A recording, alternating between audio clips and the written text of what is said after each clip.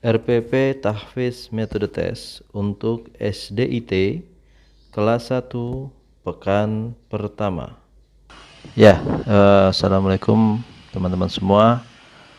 Nah, inilah yang sedang kita kerjakan saat ini, bagaimana membuat silabus ya tentang pembelajaran tahfiz. Ini adalah silabus kelas 1 SD, pekan pembelajaran ke-1. Jadi pekan pertama, sini ada kompetensi intinya surah An-Naba ayat 1 sampai ayat 11. Ya. Nah, di sini kita menjelaskan bahwa di materi pekan pertama itu ada 3 hal yang ingin kita sampaikan, yaitu tentang pembelajaran tahsin. Di sini kita akan materi pokoknya adalah huruf alif dan huruf hamzah. Ya. Apa saja yang dipelajari di 2 huruf ini? Jadi memang di metode tes kita mencoba untuk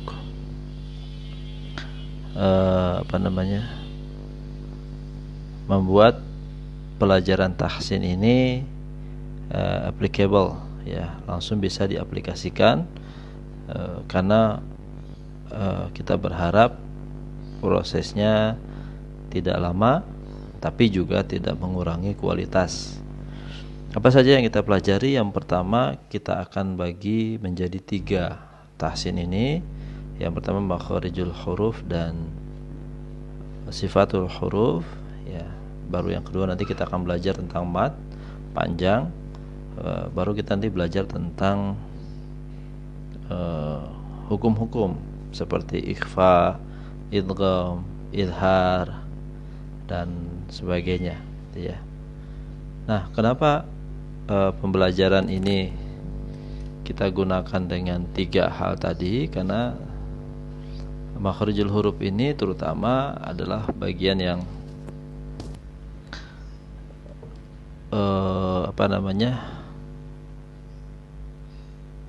bagian yang penting sebenarnya makharijul huruf itu, karena nanti hukum-hukum tajwid seperti ikhfa, idgham itu akan sangat bergantung dengan makharijul huruf dan sifatulnya.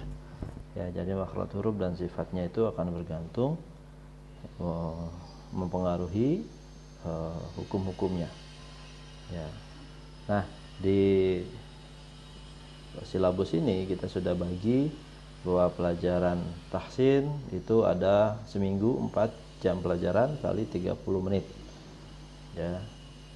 4 jam pelajaran kali 30 menit. Nah, nanti detailnya akan ada di RPP. Jadi selama seminggu kita belajar tahsinnya bagaimana, ya saya coba sampaikan lah ya di RPP-nya. Nah, ini RPP-nya. Jadi seperti misalkan di pertemuan pertama, makharijul huruf dan sifat huruf itu adalah tujuannya siswa dapat mengenal huruf alif dan hamzah. Ya, jadi kenapa harus mengenal? Karena sebenarnya anak-anak itu yang masuk kelas 1 SD rata-rata sudah tahu huruf alif, hamzah dari segi pengucapan, walaupun belum benar. Karena kan kita tahu ya, kalau di beberapa sekolah itu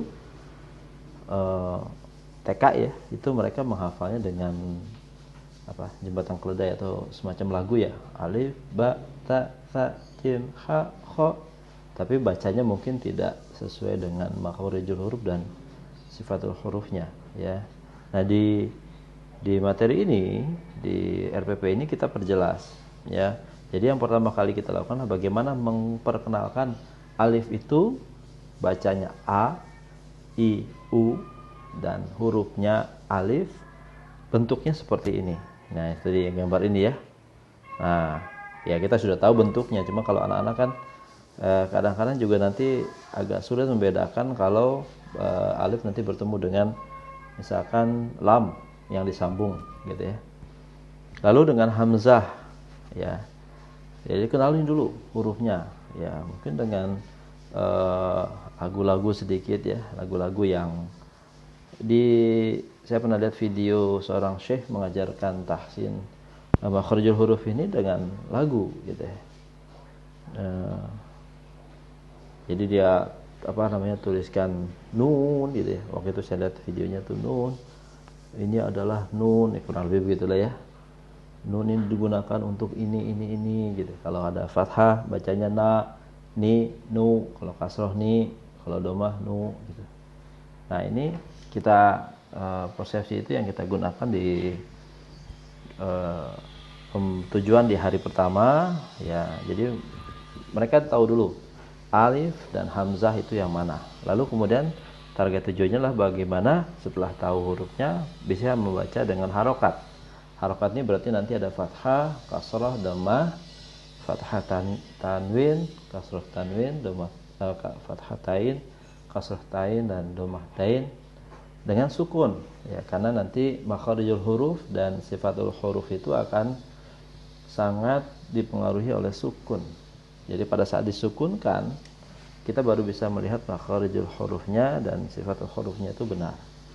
Dan tentunya pada saat melafalkan kita sesuaikan dengan makharijul huruf. Kalau alif hamzah itu kan di tenggorokan, al-haqu, dan kita perkenalkan. Jadi misalkan al-halqu di sini kan a i u gitu ya. A i u ba ba, jadi yang bergetar di bawah tenggorokan bagian bawah. Dan sifatnya adalah jahr, jelas ya, dan juga asyiddah, kuat ya. Ini yang kita ajarkan di pertemuan pertama, tapi tidak dengan definisi. Jadi kita tidak ini al-jahr ini asyiddah, enggak. Kita hanya cukup bacakan a i u ba dengan benar. Kemudian mereka suruh praktek langsung. Jadi tidak perlu sampai ke masalah pengetahuannya. Ya, cukup mereka membaca dengan benar. Ini yang kita pahami. Mungkin nanti belajar pengetahuan tentang ini bisa ditambahkan nanti setelah mereka selesai hafalan Qur'annya. Nah, bagaimana programnya adalah guru memberi pembelajarannya pembukaan 5 menit. Kalau di SDIT itu kan 70 menit ya. Maka guru memberi salam, meminta siswa membuka surah An-Naba. Ya, jadi membuka saja Qur'annya. Jadi memang kita kalau di metode tes itu di SD tahfiz kita, ya terutama di SD ya, ketika anak-anak belum bisa baca Qur'an, lalu kemudian yang kita lakukan adalah mereka disuruh buka Qur'an. Buka saja, walaupun mereka tidak bisa membaca, tapi suruh buka. Kenapa? Karena akhirnya mata mereka terbiasa bertemu dengan simbol-simbol yang ada di Quran langsung gitu. Jadi buku tahsin itu hanya dipegang oleh gurunya. Ya, bahkan lebih tepatnya nanti adalah papan peraga tahsin. Ya. Nah, di sini kalau nanti Bapak Ibu lihat di mana? Di silabus ya, itu ada bagaimana guru memberi pembukaannya, guru memberi salam, meminta siswa membuka surah An-Naba dan memimpin doa buka. Jadi mereka terbiasa buka Quran lalu membuka aktivitasnya dengan doa. Lalu intinya, kegiatan intinya selama 60 menit guru memperkenalkan lambang huruf alif dan hamzah. Lalu guru mencontohkan cara baca huruf alif dan hamzah dengan harokat sesuai makharijul huruf yang di tenggorokan. Al-haqu, karena kebetulan huruf alif dan hamzah ini sama dan sifatnya jelas. Lalu guru menguji siswa, masing-masing siswa dengan mekanisme acak. Jadi tidak semua, karena ketika kita berbicara kelompok, ya pembelajaran kelompok, sebenarnya masing-masing siswa ini belajar dari temannya.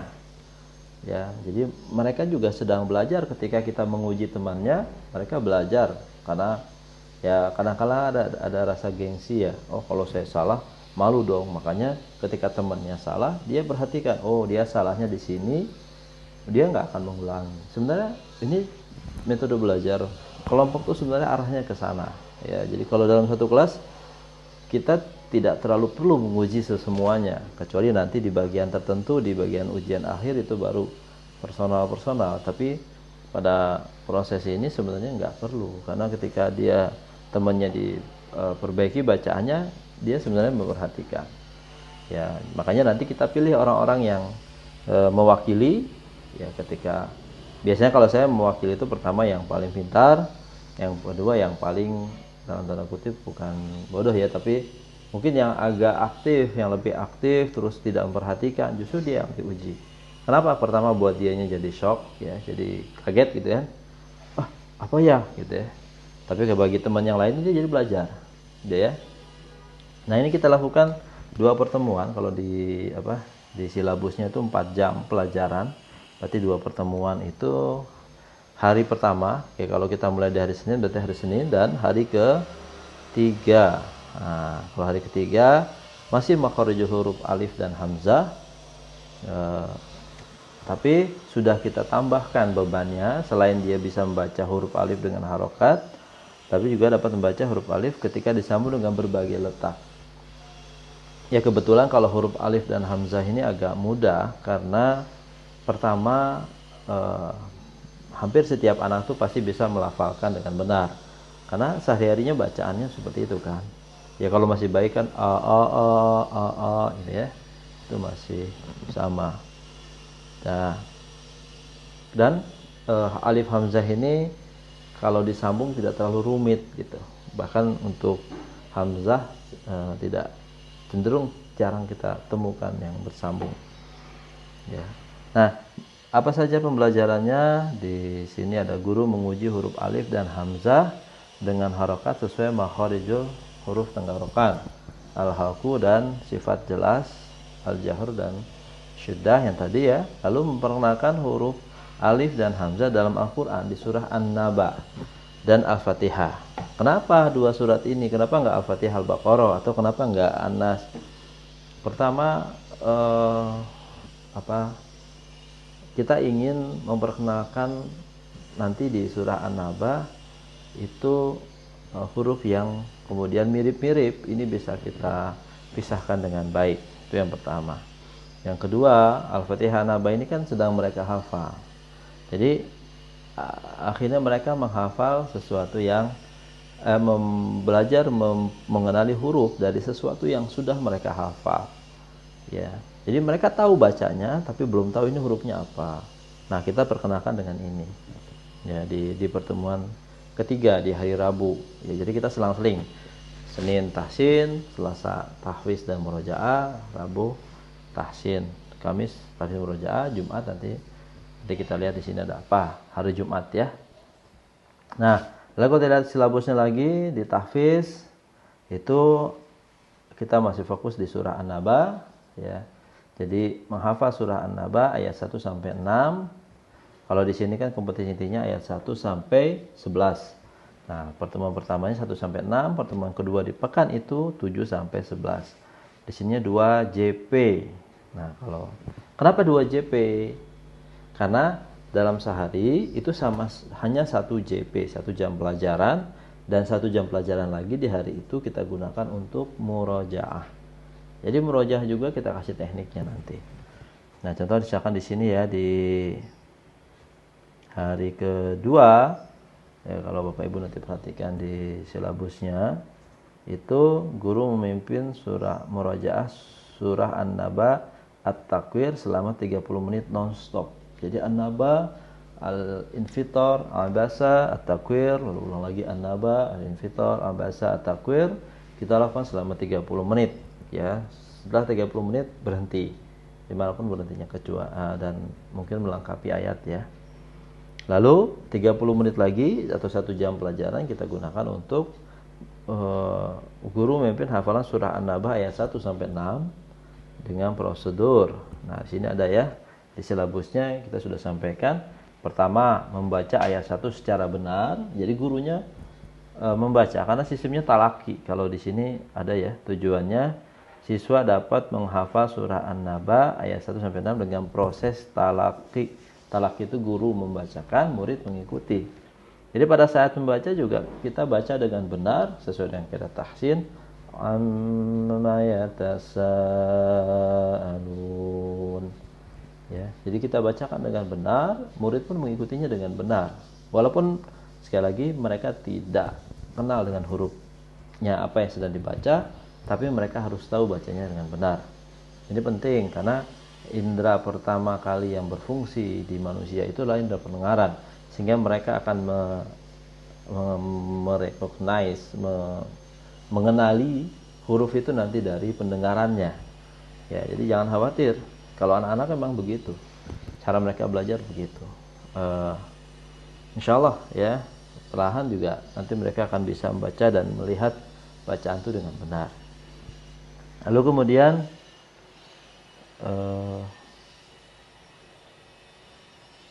menguji ayat 1 pada sebagian siswa. Jadi ketika kita sudah coba baca, lalu mereka mengikuti, nah nanti kita uji. Ya. Nah kita biasanya kalau guru tuh makanya matanya harus bisa menyapu semua siswa, biar nanti kita tahu mana siswa yang tidak berbunyi mulutnya, mana siswa yang tidak bergerak, kelihatan. Ya kalau kita nanti ini based on experience ya, pengalaman. Jadi tidak kemudian langsung mampu ya. Mungkin pengajar-pengajar baru butuh takes time ya, butuh waktu untuk bisa menyapu seluruh ruangan, kemudian melihat mana siswa-siswa yang memang tidak terlalu aktif mengikuti ya, mungkin mereka sakit atau gimana kita juga nggak tahu. Nah nanti kita uji pada mereka yang tidak aktif tadi ya, 1-5 orang lah uji. Sekali lagi ketika kita menguji satu siswa ya, sesungguhnya siswa yang lain itu akan belajar untuk memperbaiki sebagaimana yang kita lakukan pada siswa yang salah yang kita uji tadi. Jadi siswa yang lain juga, wah nanti aku yang ditanya nih, aku harus benar gitu ya. Itu pasti ada perasaan-perasaan seperti itu. Makanya kita manfaatkan itu. Kalau perlu misalkan kita ngujinya agak acak gitu ya, agak acak, kita lihat oh ini kesini biar nanti seluruh ruangan tersapu dengan pola yang kita lakukan gitu. Jadi kita ngulang 5 kali dengan nguji, kita nguji 5 orang, sesungguhnya si siswa itu akhirnya belajar minimal mengulang 5 kali. Ini yang harus kita pahami karena cara belajar mereka begitu. Ya, lalu di sini ada lakukan perulangan untuk memastikan siswa sudah hafal ayat 1, baru kita lanjut ke ayat 2 dengan prosedur yang sama dengan A, B, C tadi. Lalu kemudian setelah ayat 2 selesai, maka ulangi dari ayat 1 sampai ayat 2 dan lalu kita lakukan prosedur A, D sampai E untuk ayat 3, 4, 5, 6. Jadi prosedurnya sama nanti sampai ayat 6. Oke. Kita lakukan itu selama 30 menit ya, karena 30 menit tadi untuk murojaah, 30 menit lagi untuk menghafal 2 baris tadi. Lalu penutupannya guru memimpin doa penutup dan minta siswa membuka Al-Quran sambil menunggu pelajaran selanjutnya. Ini mereka buka Quran supaya kondisi mentalnya terjaga. Tiap pergantian pelajaran buka Quran, pergantian pelajaran buka Quran. Nah itu di sini kalau lihat dari silabusnya 2 jam pelajaran kali 30 menit ya. Lalu murojaahnya di pekan ini adalah surah An-Naba sampai At-Takwir. Ya, mengulang klasikal surah An-Naba, At-Takwir ya selama 30 menit di 2 hari itu, dan di hari Jumat itu khusus surah An-Naba, At-Takwir diulang selama 60 menit karena hari Jumat kita tidak ada menghafal, tidak ada pelajaran tahsin tapi khusus murojaah. Bagaimana caranya? Ya. Mau lihat? Mau ya? Ya. Siap. Nah, ini ada pertemuan kelima. Ya, pertemuan kelima. Bagaimana caranya kita murojaah An-Naba, Takwir dengan mekanisme yang sudah digabungkan, dirancang oleh metode tes. Ya, nah di sini ada. Oke. Siswa dapat memperkuat surah An-Naba hingga Takwir secara sistematis. Sumber belajar Al-Quran metode tes. Kenapa Al-Quran metode tes? Karena Al-Quran metode tesnya ada evaluasi murojaah. Nah, di bawah ini untuk evaluasi murojaah ya. Oke. Lalu pelajarannya guru memberi salam. Nah, murojaahnya pertama membaca surah An-Naba selama 10 menit, 1 sampai 40, 10 menit, lalu perkuat setiap barisnya selama 5 menit. Utamakan tanpa melihat Quran. Jadi membaca An-Nabanya tanpa melihat Quran. Utamakan. Walaupun kalau lupa ya. Kalau gurunya seharusnya sudah bisa tanpa melihat Quran ya. Biar gurunya juga bisa. Kalau gurunya tidak melihat Quran, akhirnya matanya fokus pada siswa. Jadi kebayang kalau gurunya kemudian murajaahnya megang Quran, dia melihat Quran karena dia tidak hafal, lalu bagaimana siswa yang lain akan dilihat gitu. Itu makanya guru harus minimal hafal dulu ini. Lalu lakukan prosedur untuk surah An-Nazi'at sama 10 menit diulang, baca surah Al-Baqarah selama 5 menit, lalu perkuat setiap barisnya selama 3 menit. Lakukan prosedurnya untuk surah At-Takwir, ya, artinya prosedurnya prosedur membaca surah Al-Baqarah selama jadi satu surah At-Takwir dibaca 5 menit, lalu perkuat barisnya selama 3 menit. Perkuat baris itu artinya setiap barisnya kita kuatkan. Amma yatasaalun. Kalau surah At-Takwir, idza syamsu kuwirat wa idzan nujumu kadarat. Seterusnya. Nah, itu kita perkuat selama 5 menit. Setiap baris itu perkuat selama 3 menit ya, karena satu halaman saja. Lalu membaca surah An-Naba Takwir selama 10 menit. Jadi 60 menit itu benar-benar padat kita lakukan murojaah. Nah, pola ini kalau sudah terbiasa dilakukan, maka kita bisa gunakan pola ini di juz-juz yang lain. Yo. Nah, ini kurang lebih ya gambaran dari materi di pekan pertama ya. Insyaallah kalau nanti kita udah waktu kita akan lanjutkan ya di video selanjutnya untuk pekan kedua. Dan jangan lupa ya, nanti ada prosedur pemotongan ayat pada proses surah An-Naba. Tapi halaman ini hanya untuk guru ya. Jadi bukan untuk siswa, ini hanya untuk guru. Jadi biar gurunya terbantukan. Bagaimana sih cara mentalaki surah-surat atau ayat-ayat di dalam Al-Quran. Kita kasih pola ini untuk guru sekali lagi. Jadi mengerjakan. Di sini ada misalkan amma yatasaalun, kita bagi menjadi 3 potong. Kenapa? Karena anak-anak kan baru kenal, baru tahu cara menghafal. Jadi kita kasih sangat sederhana. Jadi misalkan begini. Amma. Ayo ikut deh. Anak-anak ikut. Yatasa alun gitu ya. Suruh mereka ikut.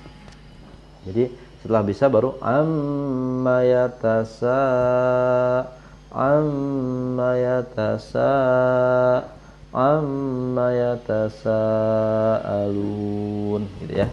Itu potongan-potongan seperti itu kita ajarkan. Tapi ini halaman hanya untuk guru ya, karena silabus RPP ini hanya untuk guru. Ya. Nah, ini kurang lebih nanti ada di sini ada sampai 11 ayat karena target pekan pertama adalah 11 ayat ya, 1 sampai 11. Jadi kita sudah bagi nih, misalkan anin naba'il azim itu ada 2 potong. Anin naba'i al-azim anin naba'il azim alladzi hum fihi mukhtalifun. Seperti itu seterusnya, tinggal ikuti saja prosedur yang sudah kita gabung di sini ya. Dan ya luar biasa menarik ya di juz surah An-Naba juz 30 ini. Mudah-mudahan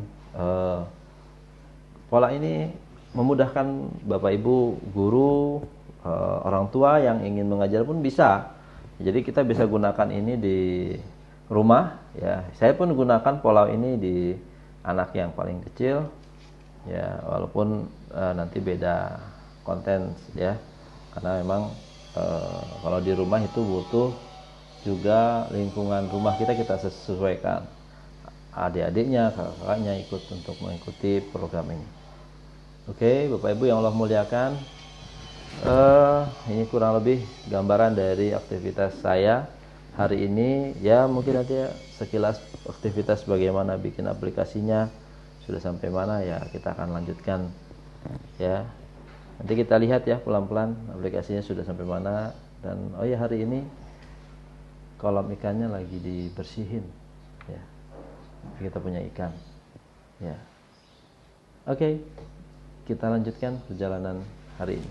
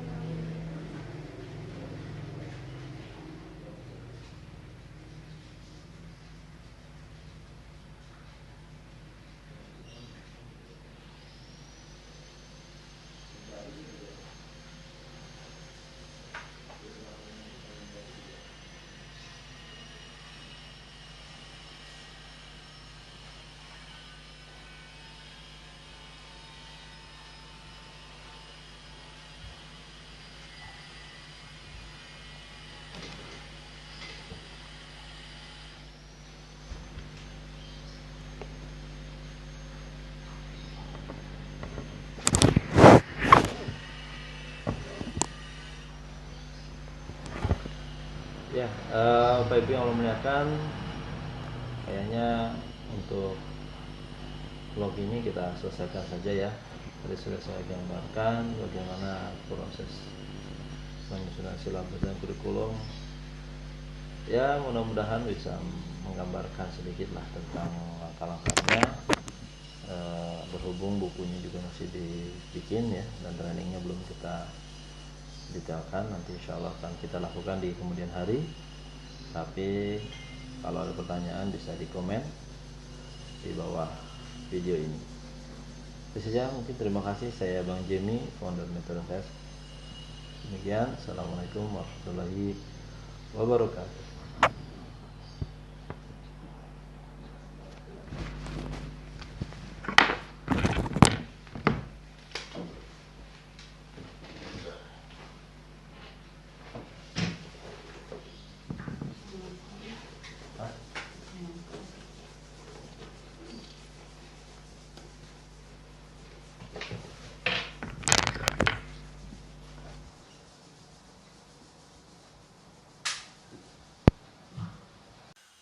Ya, Bapak Ibu yang Allah muliakan, kayaknya untuk vlog ini kita selesaikan saja ya. Tadi sudah saya gambarkan bagaimana proses penyusunan silabus dan kurikulum. Ya, mudah-mudahan bisa menggambarkan sedikit lah tentang langkah-langkahnya. Berhubung bukunya juga masih dibikin ya, dan trainingnya belum kita detailkan, nanti insya Allah akan kita lakukan di kemudian hari. Tapi kalau ada pertanyaan bisa di komen di bawah video ini. Itu saja, mungkin terima kasih. Saya Bang Jemi, founder Metode Test. Demikian, assalamualaikum warahmatullahi wabarakatuh.